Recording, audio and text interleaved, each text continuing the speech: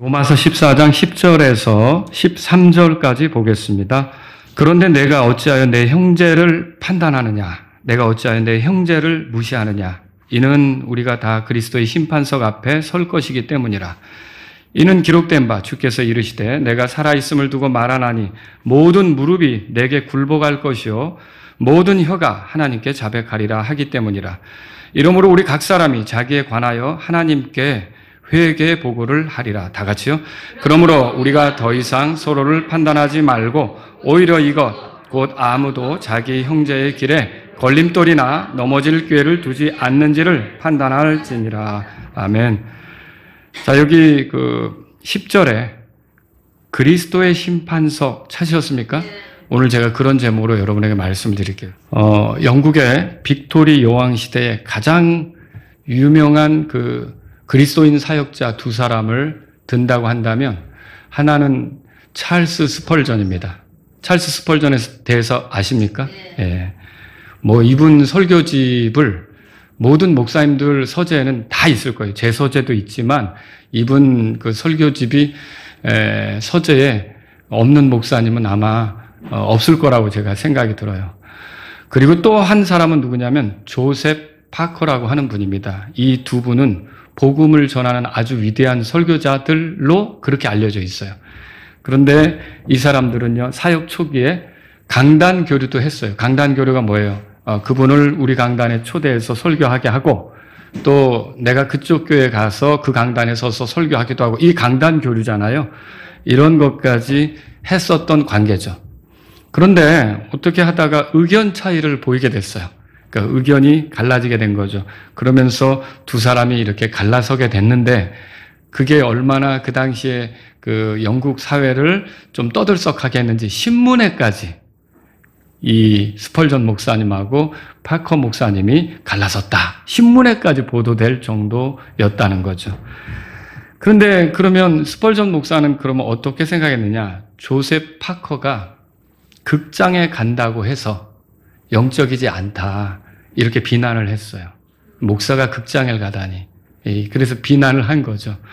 그런데 참으로 흥미로운 일은 뭐냐면 스펄전 목사님은 담배를 피웠습니다. 그런데 그 당시에는 성도들이 담배 피는 것을 죄로 규정하고 있었는데, 그러니까 좋지 않게 생각하고 있었던 거죠.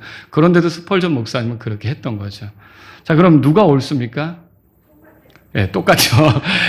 둘 다 옳지 않습니다. 둘 다 옳지 않은데, 이렇게 내 입장에서 보면 그 사람이 심각한 잘못을 저지른 것 같고, 또 저 사람 입장에서 보면 또 이 사람이 심각한 잘못을 저지른 것 같고, 이렇게 해서 비난하는 위치에 있었다는 거죠. 제가 지금 이 말씀드리는 것은 그 워런 위어스비라고 하는 성경교사가 자기 책에 소개하고 있는 내용입니다. 근데 이 워런 위어스비 목사가 친구 중에 하나로부터 이런 말을 들었대요. 뭐라 그랬냐면, 여러분 한번 들어보세요. 공감이 되는지. 나는 나와 의견을 달리하는 사람들을 하나님이 축복하신다는 걸 배웠습니다. 여러분도 그렇게 배웠습니까? 저도 목회를 하면서 반드시 나랑 똑같은 믿음, 똑같은 자세로 이렇게 주님을 섬기는 사람만 하나님이 축복하더라. 그게 아니라 나랑 조금 다른데도 하나님께서 그 사람을 복주고 그 사람을 쓰시는 경우가 있다. 이걸 볼 때가 있거든요. 여러분도 그렇습니까? 이건 뭘 얘기하는 걸까요? 내가 기준이 될 수 없다는 거죠. 반드시 모든 사람이 나처럼 해야만 그게 옳다고 생각하는 게 어쩌면 교만일 수도 있고 아집일 수도 있고 잘못된 눈을 가지고 다른 사람들을 열심히 판단해서 자기가 잣대 역할을 할 수가 있는 거죠. 사실은 잣대는 하나님 말씀이고 올바르게 판단해 줄 수 있는 분은 하나님이신데 자기가 그 역할을 대신 할 수도 있다는 거죠. 그래서 오늘 이런 얘기들을 제가 말씀드리면서 여러분에게 이렇게 다루고자 하는 주제는 뭐냐면 다른 사람을 판단하는 거.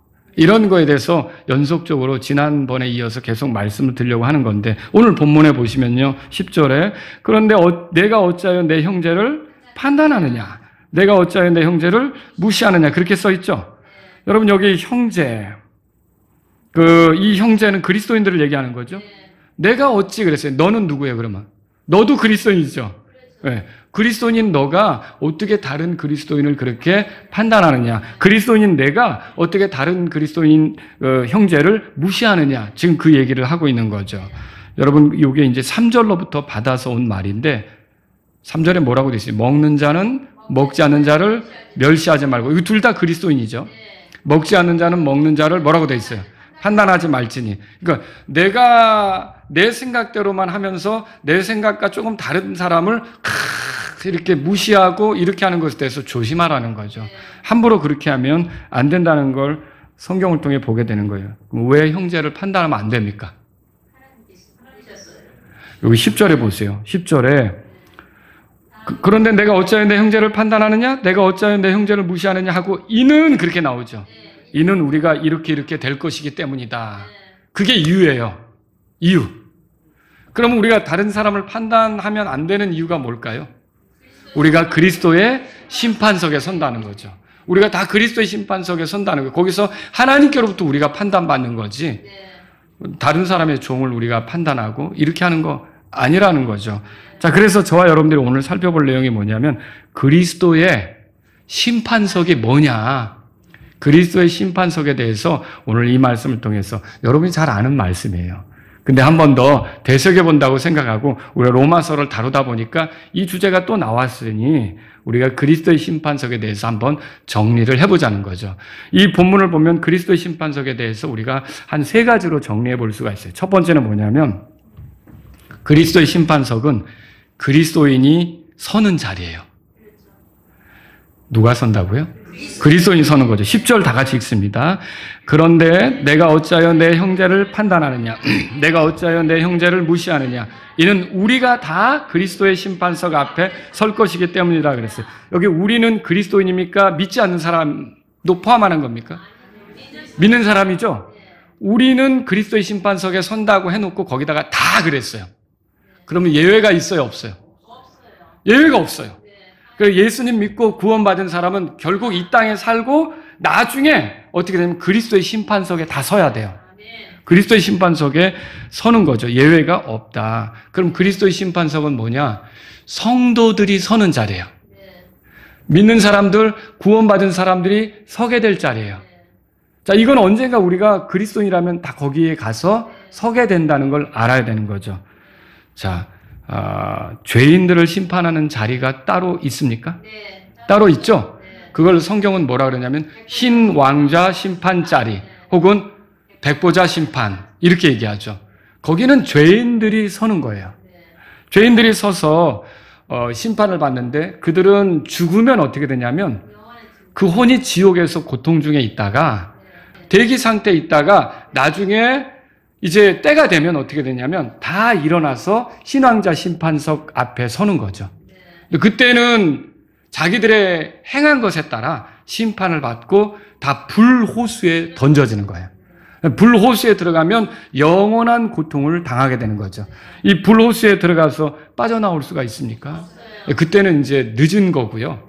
돌이킬 수도 없고요. 하나님의 어떤 긍휼도 베풀지 않고요.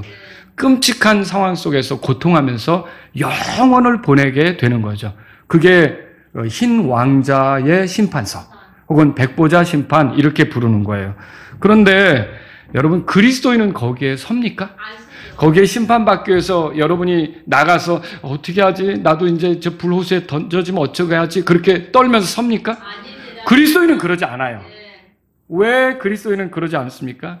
여러분과 저의 죄에 대한 심판은 이미 예수님이 우리를 대신해서 십자가에서 다 받았기 때문에 그 예수님을 우리가 믿잖아요. 그럼 우리는 이런 그 흰 왕자 심판석에서 죄인들을 심판할 때 우리가 거기 불려나가가지고 죄인 다룰 때 그 다루는 그 심판을 당할 필요가 없다라고 하는 거죠. 그렇지만 우리가 거기에 서지는 않는데 뭐에는 서느냐? 그리스도의 심판석에는 선다는 걸 알아야 돼요. 그러니까 죄인들을 다루는 심판인 흰 왕자 심판석에는 서지는 않지만 성도들을 다루는 심판인 그리스도의 심판석에는 선다. 이걸 우리가 알 수 있어야죠. 자, 그래서 고린도 후서 5장 10절에 보면 이렇게 써 있어요. 이는 모든 사람이, 바울이 한 말이에요. 이는 모든 사람이 각자 선한 것이든 나쁜 것이든 자기가 행한 것에 따라 자기 몸 안에서 이루어진 것들을 받기 위하여 우리가 다 그리스도의 심판석 앞에 반드시 나타나야 하기 때문이라. 여기 이 말씀은요, 우리가 다, 그러니까 믿는 사람은 다 그리스도의 심판석 앞에 나타나야 된다, 그렇게 말하고 있다는 거죠.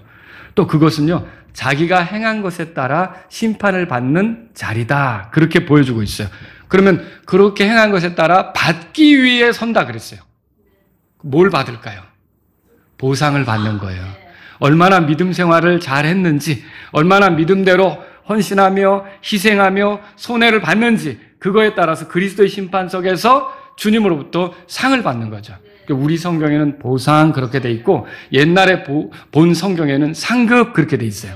그걸 받는 자리가 그리스도의 심판석이다, 그렇게 말할 수 있는 거죠. 그래서 이게 그리스도의 심판석 할 때 심판석이란 말 있죠. 요거는 그 말 자체가 무슨 뜻이냐면 시상대라는 뜻이에요. 시상대. 무슨 운동 경기를 하고 나면 끄트머리에 가서 누가 잘했는지, 누가 이겼는지 시상을 할 거 아닙니까? 누가 금메달을 딸지, 은메달을 딸지, 동메달을 딸지 시상할 거 아닙니까? 여러분, 그 시상대 올라가는 사람들 아시죠? 메달을 목에 딱 걸고 기뻐하면서 즐거워하면서, 그런 시상대라는 말이 여기 그리스도의 심판석, 그러니까 이 말이죠. 그리스도의 시상대. 아시겠죠? 그래서 이 그리스도의 시상대, 그리스도의 심판석 앞에 우리가 성도라면 다 누구나 예외 없이 서게 될 거라는 거예요. 그러니까 경기가 끝나면 상을 주는 것처럼 우리는요, 이 현 세상에서, 지금 사는 이 세상에서 우리가 어떻게 믿음 생활을 했는지에 따라서 그날 참 믿음대로 살았구나, 귀하다, 주의 말씀을 붙잡고 그렇게 살았구나, 그게 쉽지는 않았는데 그렇게 헌신하다니, 그렇게 희생하다니, 그렇게 손해보다니, 내 너에게 이렇게 보상해주마. 주님께서 우리에게 보상해주는 자리가 그리스도의 심판석이다, 그렇게 생각하셔야죠. 여러분, 이 인류에는 크게 두 종류의 심판이 있습니다. 베드로는 이렇게 썼어요. 베드로전서 4장 17절에 들어보세요. 이는 하나님의 집에서 반드시 심판이 시작되어야 할 때가 왔기 때문이니 만일 심판이 우리에게 먼저 시작된다면 하나님의 복음에 순종하지 않는 자들의 결말은 어떠하겠느냐. 자, 이 두 심판 중에 하나는 하나님의 집에 있는 심판이에요. 그리고 다른 하나는 하나님의 복음을 순종하지 않은 그런 자들에게 주어지는 심판이에요. 자, 이 두 심판 중에 어떤 심판이 먼저 이루어질까요? 하나님의 집에 있는 심판이 먼저 이루어지는 거. 어떻게 알죠? 지금 읽어드린 베드로전서 4장 17절에 만일 심판이 우리에게 먼저 시작된다면 그렇게 써 있어요. 그러니까 이 세상의 모든 죄인들을 심판하기 전에 하나님의 집, 교회죠, 그리스도인들이죠, 믿는 자들이죠, 성도들이 먼저 심판을 받는다는 걸 우리가 성경을 통해 알 수 있는 거죠. 그러면 이 두 심판은요, 그리스도께서 이 땅에 오셔서 통치하게 되는 천년왕국 있죠. 땅에서 이루어지는 그리스도의 왕국 있죠. 그것을 기준으로 해서 그 왕국이 이루어지기 전에, 그 왕국이 세워지기 전에 있는 것이 이 하나님의 집에 주어지는 심판이고요.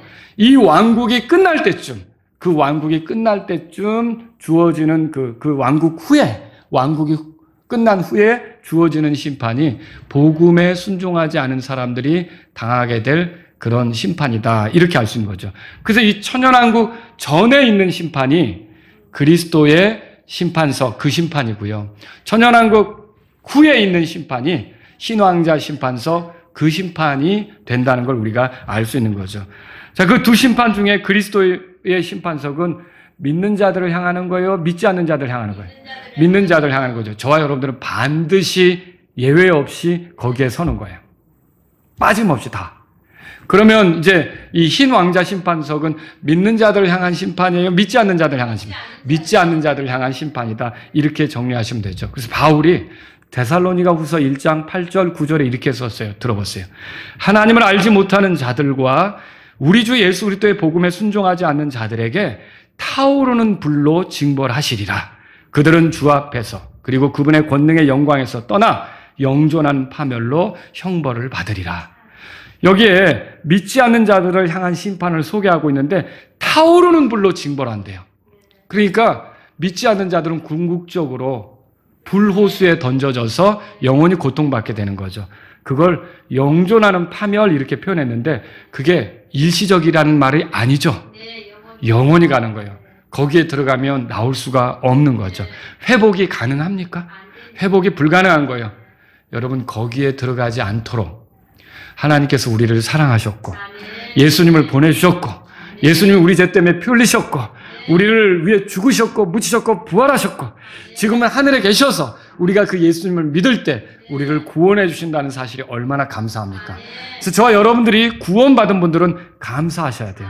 왜냐하면 결코 불호수에 던져지는 심판은 우리에게 해당하지가 않습니다. 그 심판은 우리에게 주어지지가 않는다는 거죠. 영원한 고통에 처해지지 않기 때문에 아니 반대로 우리가 하나님과 영원을 함께 보낼 수 있기 때문에 저와 여러분들은 하나님께 감사하는 사람들이 돼야 된다는 거죠. 그렇지만 그리스도인이 흰 왕자 심판석에 죄인으로 서지 않는다고 해도 서야 될 곳이 있다고 그랬죠. 그건 뭐라 그랬어요? 예, 그리스도의 심판석에 선다는 거예요. 자, 그 자리는 죄인을 심판하는 자리가 아니라 하나님의 자녀들을 심판하는 자리예요. 그 자리는요, 경건치 않은 자들을 심판하는 자리가 아니라 신분상 의로운 자들이 된 그 사람들을 심판하는 자리죠.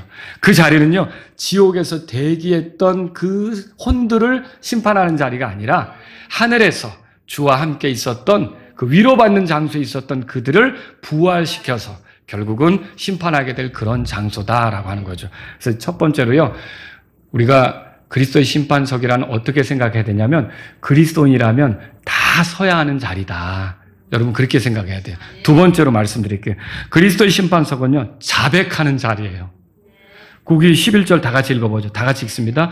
이는 기록된 바 주께서 이르시되 내가 살아있음을 두고 말하노니 모든 무릎이 내게 굴복할 것이요 모든 혀가 하나님께 자백하리라 하기 때문이라. 자, 이 구절이 이는 기록된 바 이렇게 시작되죠. 그러면 이 기록된 바 이후에 나오는 표현은 성경 어딘가에 이미 기록되어 있다는 뜻이죠. 그럼 어디에 이게 기록되어 있을까요? 이게 구약에 이미 기록되어 있어요. 어디에 나오냐면 이사야서 45장 23절에 나오는데 제가 읽어드릴게요. 들어보세요. 내가 나를 두고 맹세하기를, 하나님 말씀이에요. 내가 나를 두고 맹세하기를 내 입에서 의로움 속에서 말이 나갔으므로 되돌아오지 아니하리니 이로써 모든 무릎이 내게 굴복하겠고 모든 혀가 맹세하리라 하였노라. 자, 여기서 모든 무릎이 내게 굴복하겠다는 말씀대로 사람이든 천사든 모든 존재는 그리스도 예수님 앞에 무릎을 꿇게 되어 있습니다. 여러분 그렇죠. 그래서 빌립보서에서 이렇게 말하고 있죠. 빌립보서 2장 8절에서 10절에 들어보십시오. 또 사람의 모양으로 나타나사 자기를 낮추시고 죽기까지 순종하셨으니 누구에게요? 예수님에게죠. 그 십자가의 죽으심이라. 그런즉 하나님께서도 그분을 높이 올리시고 누구를 높이 올리셨다고요? 예수님을 높이 올리셨다는 거예요. 죽어서 묻혀서 무덤에 들어간 그분을 살리셔서 일으키셔서 하늘로까지 올리신 거죠. 그러면 보세요. 모든 이름 위에 있는 이름을 그분께 주셨으니 이로써 하늘에 있는 것들과 땅에 있는 것들과 땅 아래에 있는 것들의 모든 무릎이 예수라는 이름에 굴복하게 하시고 결국은 모든 무릎이 누구에게 굴복하는? 예수님에게 굴복하는 거죠. 예수님이 최고의 주권자시죠. 여러분 우리가 그걸 알 수 있어요. 그리고 또 여기 이사야서 45장 23절에서 모든 혀가 맹세하리라 그렇게 써 있죠. 이건 그날에 그들이 자기들의 혀로 말하면서 이것이 사실이라고. 여러분 뭔가 이거 틀림없어요라고 내가 맹세합니다 그러잖아요. 이거 분명합니다. 내가 맹세합니다 이러잖아요. 그런 것처럼 모두가 자기에 관한 사실들을 있는 그대로 자백하면서 이게 틀림없다 이렇게 얘기할 날이 올 거라는 거죠. 여러분 오늘 로마서 14장 9절에 보세요. 이는 이런 목적을 위해 곧 그리스도께서 죽은 자들과 산 자들의 주가 되신다고 되어 있죠. 그리고 그분께서 죽으셨고 일어나셨고 다시 살아나셨다고 말하고 있죠. 자, 분명히 지금은 살아계셔요. 그 살아계신 분이 10절에 보세요. 거기 11절에 보세요. 내가 살아있음을 두고 말하노니 그렇게 되어 있죠. 모든 무릎이 내게 굴복할 것이요. 반드시 언젠가 이런 순간이 오고요. 모든 혀가 하나님께 자백하리라 그렇게 말했어요. 자백한다는 게 뭐예요? 있는 그대로 자기 입으로 다 털어놓는다는 거죠. 이 말 뜻은요. 그러니까 그러면서 모든 혀가 맹세한다 그러는데 무슨 의미냐면 이게 틀림없이 내가 이렇게 했습니다라고 다 정직하게 다 털어놓을 때가 있다는 거죠. 이게 뭐예요? 저와 여러분들이 그리스도의 심판석에 서서 주님, 제가 언제 하나님의 은혜로 구원받았는데, 그때 누군가 나에게 복음을 전해서 구원받았는데, 그때 내가 그렇게 해서 믿음 생활을 시작했는데, 제가 이렇게 말씀을 듣고 이렇게 사는 가운데 제가 이런 식으로 살았고 이런 말을 했고 이런 행동을 했습니다를 다 자기 입으로 어떻게 한다는 거예요? 자백한다는 거예요. 여러분 놀랍지 않습니까? 우리가 주님 앞에서 내가 품었던 생각, 내가 했던 말, 내가 했던 행동들을 다 그렇게 자백하는 순간이 온다는 거죠. 그러므로 저와 여러분들이 기억해야 될 게 뭐예요? 우리의 삶에 대해서 주님께 다 털어놓아야 될 때가 있다는 걸 알아야 되는 거예요. 우리가 했던 일, 우리가 했던 말, 우리가 품었던 생각, 우리의 마음의 의도, 우리의 자세, 우리의 모든 태도, 이런 것들에 대해서 주님께 낱낱이 사실대로 말씀드릴 때가 있다는 거죠. 남들은 나를 잘 모를 수도 있어요. 그렇지만 주님은 나를 아시죠? 주님이 눈을 뜨고 나를 바라보시고 있는 그때 내가 어떻게 거짓말을 할 수 있을까요? 나에 대해서 낱낱이, 남들은 모르지만 내가 이렇게 믿음 생활했습니다. 내가 이렇게 살았습니다. 내가 이렇게 기도했습니다. 또 내가 이렇게 또 주님 앞에서 이렇게 넘어졌습니다. 내가 또 이렇게 주님을 위해서 살았습니다. 이런 여러 가지 것들을 우리가 주님 앞에서 말하게 될 때가 있다는 거죠. 여러분, 세 번째로 우리에게 말씀드립니다. 그러면 자백한다고 되어 있고요. 두 번째로. 세 번째는요, 회개 보고를 한다고 되어 있어요. 그 그리스도의 심판석은 회개 보고를 하는 자리예요. 12절을 다 같이 읽습니다. 이러므로 우리 각 사람이 자기에 관하여 하나님께 회개 보고를 하리라. 회개 보고가 뭐예요? 교회 가면은 그 총무가 있고 서무가 있고 회계가 있잖아요. 이제 그 회계가 하는 일이 뭐예요? 이게 수입이 어떻게 들어왔고 지출이 어떻게 나갔고 그거 결산하는 거잖아요. 그거 관리하는 거잖아요. 그렇죠? 그게 회계죠. 여러분, 그 회계 보고를 한다는 말은요, 하나님께서 나에게 주신 게 있잖아요. 은혜가 있잖아요. 뭐 달란트가 있잖아요. 나에게 기회가 있잖아요. 하나님께서 나에게 주신 거 있죠? 이런 하나님이 나에게 주신 것들을 내가 어떻게 하나님께 돌려드리며 썼는지, 어떻게 하나님의 영광을 위해 사용했는지 이걸 결산할 때가 있다는 거죠.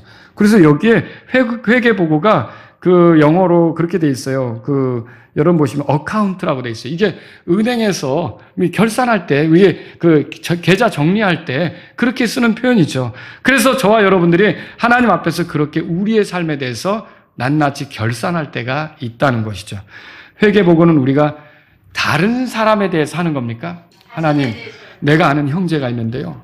그 형제가 이렇게 구원받았고, 이렇게 믿음 생활했고, 이런 식으로 행동했고, 이런 말을 했고, 그런 형제가 있더라고요. 하나님, 내가 아는 자매가 있는데요. 그 자매가 이렇게 말을 했고, 이렇게 행동했고, 이거 하는 거예요? 남에 대해서 하는 게 아니에요. 누구에 대해서 하는 거예요? 나에 대해서 하는 거예요. 남에 대해서 하는 게 아니에요. 그날에는요, 나에 대해서 내가 받은 은혜가 뭐고, 호의가 뭐고, 내게 주어진 달란트가 뭐고, 내게 온 기회가 뭐고, 내게 여러분이 성경 갖게 된 거, 또 교회를 만나게 된 거 다 하나님이 주신 은혜 아닙니까? 이런 속에서 내가 어떻게 그런 것들을 선용하고, 어떻게 누렸는지, 어떻게 하나님께 영광을 돌렸는지를 다 결산하게 될 때가 있다는 거죠. 회개보고는 우리의 말에 대해서도 하게 될 거예요. 그래서 여기서 여러 가지를 하지만 이 말에 대해서 더 우리가 신중해야 될 거라는 것을 한 번 더 짚고 넘어가야겠습니다. 여러분, 마태복음 12장 36절 37절에 들어보세요. 예수님이 이렇게 말했어요. 오직 내가 너에게 이르노니 사람들이 무슨 쓸데없는 말을 하든지 심판날에 그들이 그것에 관해 회개 보고를 하리라. 이는 내 말들로 내가 의롭게 되고 내 말들로 내가 정죄를 받을 것이기 때문이라 하시더라. 그 심판날에 우리가 무슨 말을 했든지 다 말하게 될 때가 있다는 거죠. 그 여러분과 저는 생각 없이 이렇게 말을 하는 게 아니라 신중하게 말을 잘 할 수 있어야겠죠. 여러분, 우리가 교회 안에서 이 찬송가 부르고 노래로만 찬양하는 게 아니에요. 이 생활 속에서도 우리가 어떤 말로 하나님을 높이고 찬양하고 인정할 수 있고 믿음을 표현할 수 있는 거죠. 근데 어떤 경우는 교회에서는 예배 드리며 찬송을 열심히 했지만 밖에 나가면서는 불평과 원망과 감사치 않음과 주님에 대한 신뢰를 저버린 그런 말을 할 수도 있는 거 아닙니까? 주님께서 우리의 말을 다 듣고 계신 거예요. 우리의 말을 다 듣고 계신 거예요. 그래서 우리의 말이 믿음의 말이었는지 불신의 말이었는지 감사의 말이었는지 원망의 말이었는지 정직한 말이었는지 아첨하는 말이었는지 진리의 말이었는지 거짓말 속이는 말이었는지 아니면 하나님을 찬양하는 말인지 아니면 하나님을 모독하는 말이었는지를 다 듣고 계시다가 그리스도의 심판석에서 또 이렇게 흰 왕자 심판석에서 그런 것들이 다 드러나게 하실 거라는 것이죠. 저와 여러분들은 말에 신중해야 되죠. 그러므로 구원받은 분들은 준비하셔야 돼요. 그날에 우리가 했던 행위와 말에 대해 회개 보고를 할 거예요. 근데 여러분에게 이제 어떻게 하지 또 지금 고민되는 표정이 있으실 수 있는데 그럼 그때 내가 실수한 거 이런 모든 것들 여러분이 지금 자백하시고 회개하시면 되죠. 내가 자백하고 주님 앞에 다 털어놨는데 거기서 또 털까요? 그렇지는 않죠. 여기서 살았을 때 자백하시면 거기서 할 필요는 없어요. 그래서 우리가 자백이 필요한 거예요. 그리고 또 우리가 미처 자백하지 못하고 죽음을 맞이했다. 그럴 수도 있잖아요. 교회당에 오는데 막 아침부터 늦게 준비했네. 왜 이렇게 빨리 준비 안 했네. 이게 주일날 일찍 일어나라 그랬지. 왜 이렇게 하고서 막 차 안에서부터 티격태격 하다가 이제 근데 믿는 사람들인데 두 사람이 어떻게 하다가 잘못해가지고 신호를 잘못 보고 막 지나가다가 그런 일이 있으면 안 되지만 돌아가셨어요. 둘 다 구원받은 사람인데 침례받은 사람인데 근데 거기서 싸운 순간에 화가 나서 막 다투는 순간에 죽은 거예요. 근데 그걸 자백할 시간이 없었잖아요. 그럼 그 사람은 지옥 갑니까? 하늘나라 갑니까? 당연히 하늘나라 가죠. 당연히 하늘나라 가죠. 그 사람의 죄에 대해서 그들이 해결합니까? 예수님 해결합니까? 예수님 해결하는 거죠. 근데 그리스도 심판석에서 그게 드러날 수도 있는데 그것 때문에 지옥 갑니까? 여러분 이게 지옥에 들어간 사람을 낙원으로 옮기는 것도 어렵고요. 낙원에 들어간 사람이 뭔가 이상한 게 드러났다고 해서 이 지옥으로 옮기는 것도 어려운 거예요. 이 구렁이 있어 왔다 갔다 하기 어렵다고 표현되어 있었잖아요.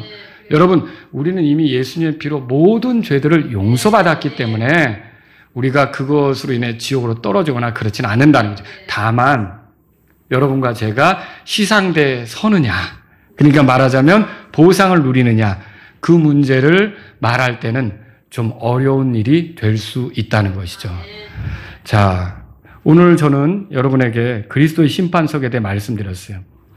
그 자리는 그리스도인이라면 예외 없이 다 서는 자리입니다. 그것은 자신이 살아온 것에 대해서 하나님께 자백하는 자리예요. 그것은 회개보고를 하는 자리와 같아요. 내가 하나님께 받은 대로. 그래서 이게 또 많이 받은 자에게 많이 요구하실 수 있다는 그런 말씀도 아시죠? 또 여러분 그거 아세요? 모르고 행한 사람이 많이 맞아요. 알고도 그렇게 안 하고 고집 부리고 간 사람이 많이 맞아요. 알고도. 다 하나님께서 우리에게 주신 것이 많으면 그만큼 또 원하는 것이 있으시다고 영광 받으시길 원하신다는 거죠. 자, 그래서 회개 보고를 하는 자리와 같다는 것을 기억할 필요가 있는 거죠.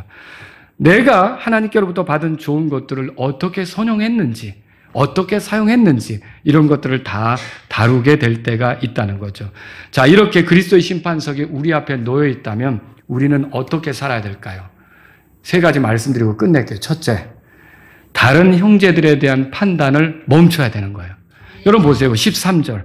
그래서 그러므로 우리가 더 이상 뭐라고 되죠? 13절 다 같이 한번 읽어보죠. 그러므로 우리가 더 이상 서로를 판단하지 말고 오히려 이것 곧 아무도 자기 형제의 길에 걸림돌이나 넘어질 기회를 두지 않는지를 판단할지. 그러니까 우리가 더 이상 서로를 판단하지 말자 그렇게 말하고 있어요. 왜 그래요? 그럼 그게 큰 의미가 없는 거예요. 내가 여기서 판단한다고 해서 저 사람은 아니야. 그런데 예수님이 인정하면 내 판단 소용없어요. 그렇지 않아요? 내가 저 사람을 아무리 좋아하고 저 사람 멋진 것 같았는데 예수님이 그거 아니야 라고 하면 그거 다 소용없는 거예요. 내가 판단자입니까? 나는 아니죠. 그리스도 심판석에서 누가 판단할 거예요? 예수님이 판단할 거죠. 그러니까 여러분과 저는 심판자가 아니기 때문에 지금 그렇게 열심히 판단하려고 해도 큰 의미는 없다는 거죠. 내 눈 정확합니까? 여러분 정확하지 않아요. 그런 우리와 달리 하나님은 정확하십니까? 정확히 보시냐는 거죠. 기억은 희미해진다는 거죠. 하나님은 우리가 한 것을 기억하는 거에 있어서 그분이 그거를 희미해지고 가물가물거리고 그랬었나? 이랬었나? 이러십니까? 정확히 알고 계시죠. 그러니까 심판자시에요. 심판자시라는 거예요. 심지어 마음의 의도까지도 심판하실 수 있는 걸요. 우리는 그 사람의 겉으로 드러난 건 보지만 마음을 볼 수 있어요? 마음은 못 보죠. 근데 하나님은 마음까지도 보시는 거죠. 그러니까 심판자는 우리예요, 하나님이에요? 하나님이시죠. 근데 내가 주제넘게 하나님 행세를 하면서 심판자 노릇을 하려고 한다? 그거는 하나님의 자리를 넘보는 것과 똑같은 거죠. 여러분, 그렇게 하지 말라는 거죠. 축구 경기를 하다 보면 심판관들이 있죠. 자, 이 심판관들도 사람이라 순간을 놓칠 수가 있어요. 그래가지고 어떻게 하면 요즘에는 오심이 있을 수 있잖아요. 그 오심을 막겠다고 어떻게 하냐면 비디오 분석을 하더라고요. 비디오 분석은 뭐예요? 그걸 다시 돌려보면 그 순간 어떻게 뛰었는지가 나오잖아요. 그래서 그걸 가지고 정확히 하는 거예요. 그러니까 사람 심판관이라는 건 그렇게 한계가 있다 보니까 이 비디오로 다시 판독을 한단 말이죠. 여러분, 그렇습니다. 우리 시각은 제대로 보지 못하는 거예요. 그렇기 때문에 우리가 심판자 노릇을 하려고 할 게 아니라 여러분이 하나님께 맡겨야 돼요. 그럼 눈에 차지 않는 사람은 어떻게 할까요? 그들을 위해서 기도해 주세요. 그리고 기회가 허락된다면 바로잡기 위해서 여러분이 따뜻한 권면을 할 수도 있다는 거죠. 그리고 내가 그 권면을 했는데 듣지도 않는다? 그러면 어떻게 합니까? 그걸 하나님께 맡겨야죠. 내가 어떻게 그걸 내가 뜯어고칠 수가 있겠습니까? 그거 안 되는 거죠. 그래서 저와 여러분들은요, 이제 더 이상 서로를 판단하지 말라고 하는 이 말씀에 따라 하나님 앞에서 이 심판에 대해서는, 판단에 대해서는 하나님이 하십시오 라고 이렇게 하는 것이 필요하다는 것이죠. 두 번째는요, 다른 형제들에 대한 판단 대신 형제의 길에 걸림돌이나 넘어질 기회를 두지 않는지 판단해야 돼요. 13절 끝부분에 그거잖아요. 곧 아무도 자기 형제의 길에 걸림돌이나 넘어질 기회를 두지 않는지를 판단할지니라 그랬어요. 누군가의 길에 걸림돌이나 넘어질 기회를 두는 것은 결국 좋은 간증이 됩니까? 안 되죠. 이게 좋은 간증이 되지 않으면 나중에 그리스도의 심판석에서도 좋지 않게 드러날 거라는 거죠. 그러니까 다른 사람에게 넘어질 기회에 걸림돌이 될 만한 것을 두지 않도록 내가 혹시 그런 걸 둔 곳은 없는가 판단하는 게 필요한 거죠. 고린도전서 8장 9절에 다만 너희의 이 자유가 약한 자들에게 결코 걸림돌이 되지 않도록 주의하라. 그래서 우리의 말, 우리의 행동, 우리의 생각, 우리의 태도가 누군가를 실족하게 하는 그런 일이 있다면 우리는 그걸 빨리 치우려고 해야 돼요. 그 걸림돌을 빨리 치우려고 해야 되는 거죠. 그래서 주님을 기쁘게 하는 그런 방식으로 우리가 살아가려고 해야 된다는 거죠. 물론 내 의도와 상관없이 어떤 사람이 오해해서 나에 대해서 생각할 수도 있어요. 나에게 내 의도를 이렇게 묻지도 않고 자기 나름 생각해서 넘어지는 사람도 있어요. 여러분, 그런 걸 우리가 일일이 다 어떻게 해결하기는 어려울 수도 있어요.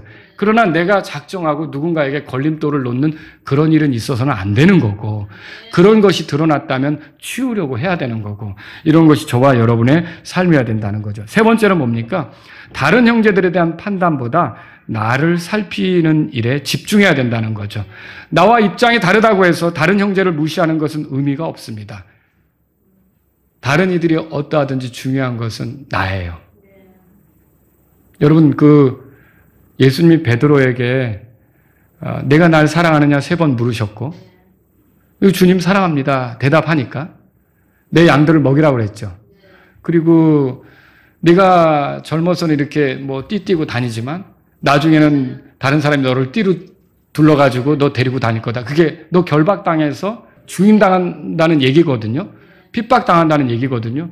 그러니까 그때 베드로가 또 옆에 있던 요한을 두고서 그럼 주님, 요 형제는 어떻게 됩니까? 그러죠. 요 형제는 어떻게 됩니까? 그때 예수님이 뭐라 하시죠? 그게 너하고 무슨 상관이냐? 너는 나를 따르라. 여러분, 굉장히 중요합니다. 우리는 자꾸 다른 사람에게 영향을 받을래. 그 사람이 하면 나도 하고, 그 사람이 안 하면 나도 안 하고. 그거 아니에요. 주님이 원하면 내가 하고, 주님이 싫어하면 내가 안 하고, 그러면 되는 거죠. 내가 누구 따라가는 거예요? 누구 의존하는 거예요? 여러분과 저는요, 그렇게 해서는 안 된다는 거죠. 남 판단할 일도 아니에요. 나 자신을 부지런히 살피는 게 필요하다는 거죠. 예수님은 마태복음 7장 5절에서 이렇게 말했어요. 너 위선자여, 먼저 너 자신의 눈에서 들보를 빼내라. 그 뒤에야 내가 밝히 보고 내 형제의 눈에서 티를 빼내리라. 여러분, 다른 사람의 티를 빼내주겠다고 하면서 자기 눈에는 들보가 있는데, 다른 사람의 그 조그만 거를 해결해 주겠다고 달려들면 자기 눈에는 엄청 큰 게 들어있는데, 그렇게 하면 안 된다는 거죠. 그리스도의 심판석에 서는 것이 일기예보와 같은가? 무슨 말입니까? 여러분, 일기예보는 맞을 때도 있고 안 맞을 때도 있죠. 그럼 내가 그리스도의 심판석에 선다는 말은 성경에 있지만 설 수도 있고 안 설 수도 있고 그런 겁니까? 아니에요. 여러분이 서해안 고속도로를 타고 목포를 가다 보면 반드시 서해대교를 건너야 돼요. 그 서해안 고속도로를 타고 가다 보면 그거 지나갑니까? 안 지나갑니까? 반드시 지나가죠. 그런 것처럼 우리가 그리스도인으로 살아가는 과정 중에는 반드시 그리스도의 심판석에 서는 일이 있다는 거죠. 저와 여러분들이 그걸 안다면 어떻게 살아야겠습니까? 남에 대한 판단으로 시간을 보내기보다 나 자신을 살피는 게 더 필요하다는 거죠. 고린도전서 4장 4절에 바울이 그랬어요. 나를 판단하실 분은 주님이시다. 그리고요, 4장 5절에 이렇게 써 있어요. 그러므로 주께서 오시기까지 곧 그때가 이르기 전에는 아무것도 판단하지 말라. 그분께서 어둠에 감추어진 일들을 빛으로 가져가 비추시고 마음의 의도들을 드러내시리니 그때 각 사람이 하나님께로부터 칭찬을 받으리라. 여러분, 그날 그리스도의 심판석에서 여러분이 충성된 종으로 칭찬받으실 수 있기를 바랍니다. 그때가 중요한 거죠. 지금 누구를 판단하고 누구에게 판단받고 이건 중요한 게 아니라는 거죠. 저와 여러분들이 그렇게 주의 말씀을 존중한다면요, 남들에게 판단받고 그걸 중요하게 생각하고 또 남들을 판단하고 그걸 중요하게 생각할 것이 아니라 그리스도께서 나를 판단하실 날이 있으니 거기에 맞춰 내가 오늘을 살아야겠다. 그 마음이 되시길 바랍니다. 다 같이 일어서시겠습니다. 오늘 이 말씀을 들으신 여러분 가운데 하나님 아버지, 저를 구원해 주셔서 감사합니다. 흰 왕자 심판석에 제가 서지는 않지만 그리스도의 심판석에 내 앞에 있으니 내가 그날을 준비하는 사람으로 살기를 원합니다. 이런 분이 있다면 이 시간 주님 앞에 기도하셔야겠습니다. 내가 그날에 잘 준비된 사람으로 주님 앞에 서기를 바라고요. 또 지금 내 자신이 그때를 생각하면서 나 자신을 부지런히 살피는 그런 사람이 되기를 원합니다. 주님, 저를 인도해 주십시오. 남의 어떤 것들을 계속 판단하고 이렇게 하기보다는 내 자신을 살피면서 그리스도의 심판석에 대한 준비를 잘 해나가길 원합니다. 이런 분이 있다면 기도하십시오.